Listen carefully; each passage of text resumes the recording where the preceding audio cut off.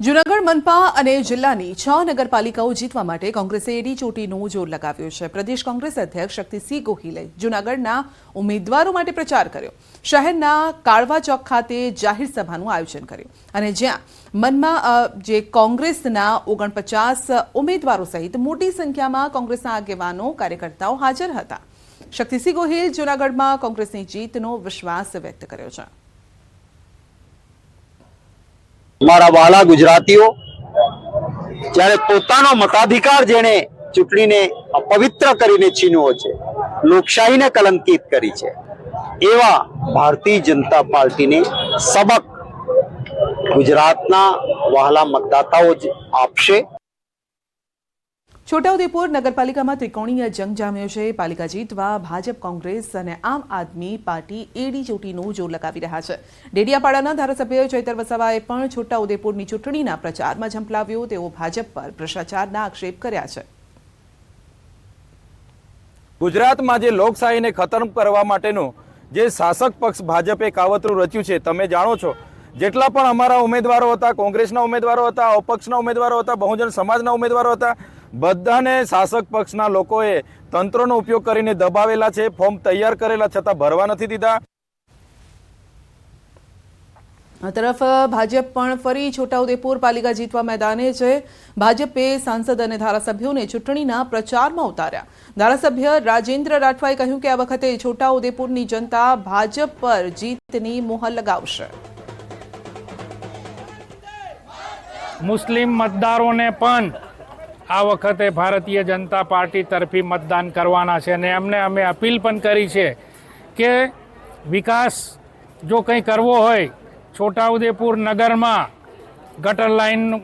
ગટરની વ્યવસ્થા હોય, પીવાના પાણીની વ્યવસ્થા હોય, પેવર બ્લોકની વ્યવસ્થા હોય, લાઇટની વ્યવસ્થા હોય, એવા અનેક પ્રકારની વ્યવસ્થા કરવા માટે 1996 બાદ ભારતીય જનતા પાર્ટીનું પ્રથમવાર અહીંયા છોટાઉદેપુરમાં શાસન આવશે।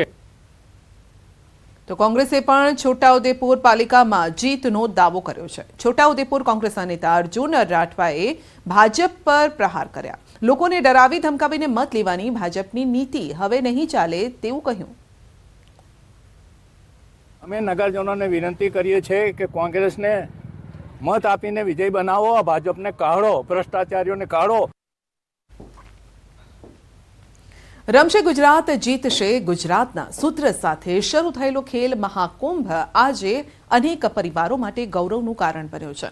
ગુજરાતના રમતવીરો રાષ્ટ્રીય અને આંતરરાષ્ટ્રીય સ્તરે ઉત્કૃષ્ટ પ્રદર્શન કરે અને રમતવીરોને પ્રોત્સાહન મળે તે હેતુથી ગુજરાત સરકારે 2010માં ખેલ મહાકુંભનો પ્રારંભ કર્યો, જેના કારણે ઘણા રમતવીરો તેમના ક્ષેત્રમાં ખૂબ જ સારું પ્રદર્શન કરી રહ્યા છે। તેમનામાં જ એક રમતવીર છે સચિન પટણી, કે જેમણે 2017માં તલવારબાજીની રમતમાં કારકિર્દી ઘડી। 2018માં લંડનમાં આયોજિત જુનિયર કોમનવેલ્થ ચેમ્પિયનશિપમાં સિલ્વર મેડલ પણ જીત્યો અને ગુજરાતનું નામ રોશન કર્યું। ખેલ મહાકુંભના ત્રીજા સંસ્કરણમાં રાજ્યભરમાં 71 લાખ રમતવીરોએ રજીસ્ટ્રેશન કરાવ્યું અને ખેલ મહાકુંભમાં દરેક વય જૂથના રમતવીરોને તક મળે છે। આ રમતવીરોને ગુજરાત સરકાર તરફથી તમામ મદદ કરવામાં આવે છે। ડીબીટી યોજનાના માધ્યમથી રમતવીરોને આર્થિક સહાય આપવામાં આવે છે। સારા કોચો અને સારી ડાયટ, સારું રહેવાનું એ બધું ગુજરાત સરકાર પૂરું પાડતું હતું, ત્યારે અમને સારી સુવિધાના કારણે અમે સારા મેડલ લાવી શક્યા। ખેલો મહાકુંભની અંદરથી સપોર્ટ મળ્યો, એને પછી બહાર આગળ બી મને સપોર્ટ મળ્યો, પછી એને સરકાર બી तरफ એને બી બહુ જ સપોર્ટ મળ્યો હતો એમને। जहाँ पे बिल्कुल कोई स्पोर्ट्स को जानता भी नहीं है, लेकिन वहाँ पे अगर कोई टैलेंटेड प्लेयर है वो खेल महाकुंभ के थ्रू ही हमको लाइट में देखने को मिलता है। अनेक પ્રતિભાશાળી ખેલાડીઓને પ્લેટફોર્મ મળ્યું છે અને એ પ્લેટફોર્મ થકી આવા ખેલાડીઓ રાષ્ટ્રીય અને આંતરરાષ્ટ્રીય સ્તરે રાજ્યને ગૌરવ પ્રદાન કરે છે।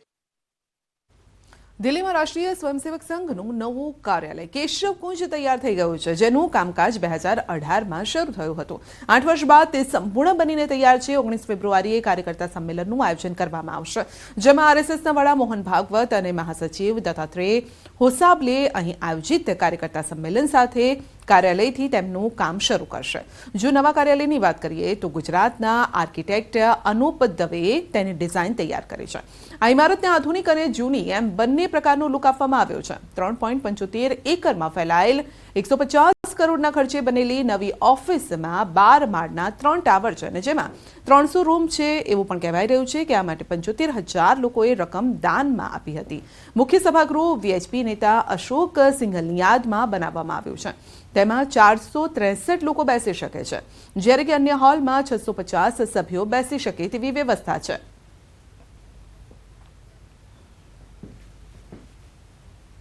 બુલેટિનમાં આગળ વધીશું નાનકડા બ્રેક બાદ.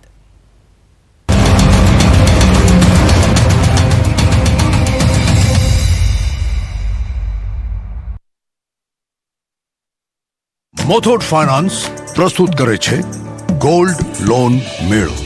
ગોલ્ડ લોન લીધા પછી અને કસ્ટમર રેફર કર્યા પછી મેળવો સોનેરી મોકો, લાખોના ગિફ્ટ વાઉચર જીતવાનો, સાથે જીતો તમે 24 કેરેટ સાચું સોનું. ગોલ્ડ લોન લેવા માટે આજે જ મોથોટ ફાઇનાન્સની બ્રાન્ચમાં જાઓ અથવા કોલ કરો 1-800-313-1212.